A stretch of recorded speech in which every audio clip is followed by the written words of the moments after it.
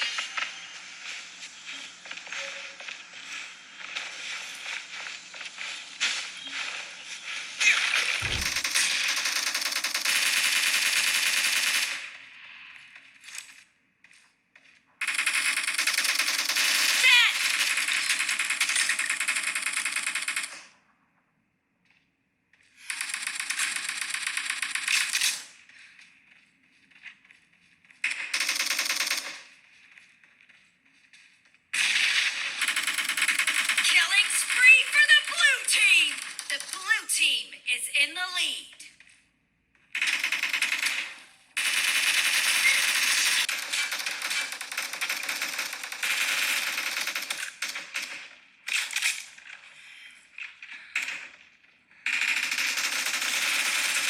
Killing spree for the blue team. Killing spree for the blue team. Killing spree for the blue team.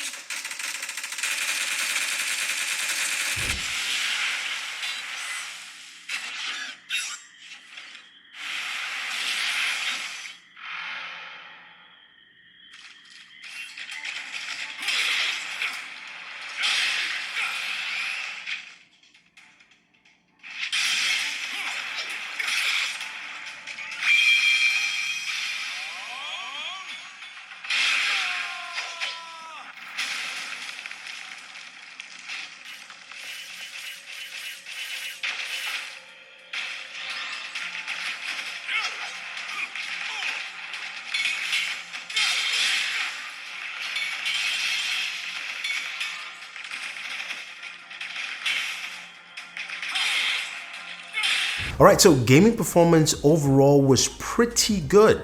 I had some really good performance with PUBG Mobile going through the highest settings of Ultra HD, which was great to see that. Also Call of Duty, of course, which runs quite well in most games.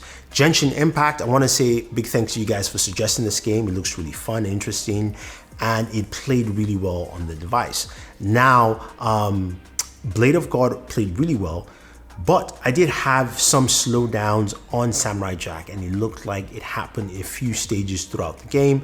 Nothing too crazy, but it was noticeable enough. I will at least put this in the corner of game still needs to be optimized for the new chipset, so we have to wait and see.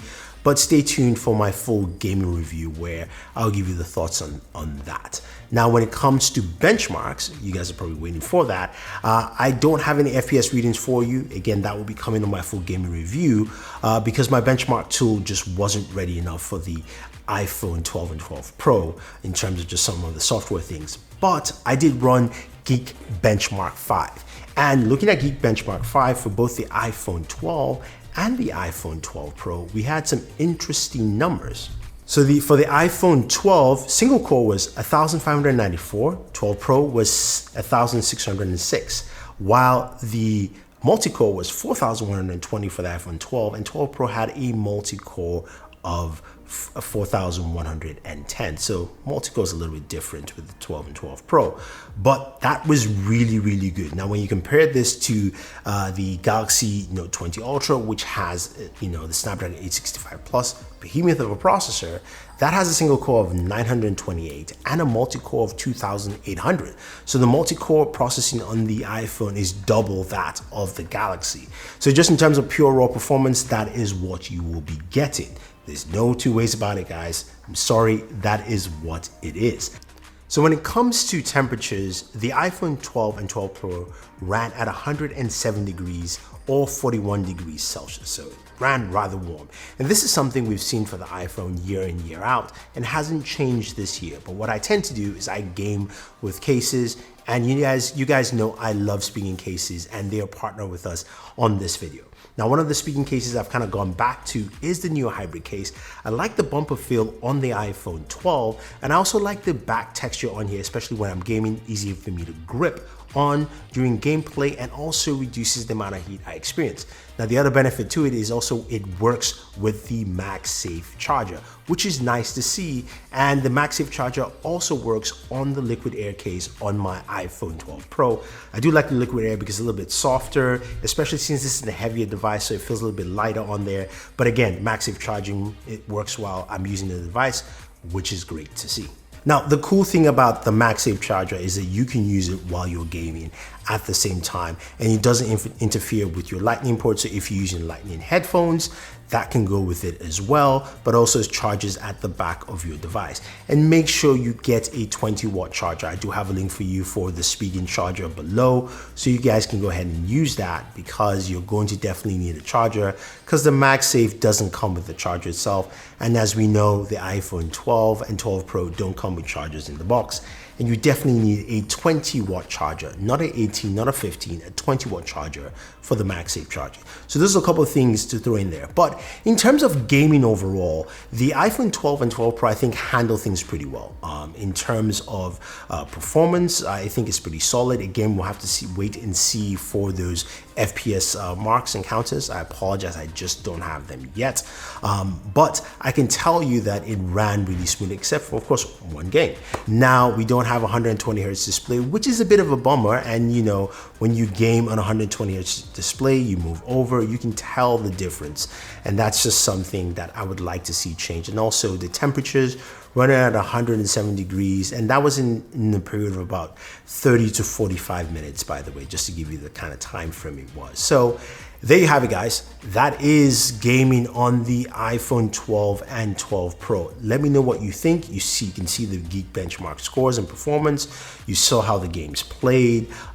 Leave your thoughts down below. Otherwise, don't forget to like, share, and subscribe to the channel. And if you want to pick up any of those accessories from Spigen, use the links down below. So this is Thunder E saying thank you, and always enjoy your entertainment.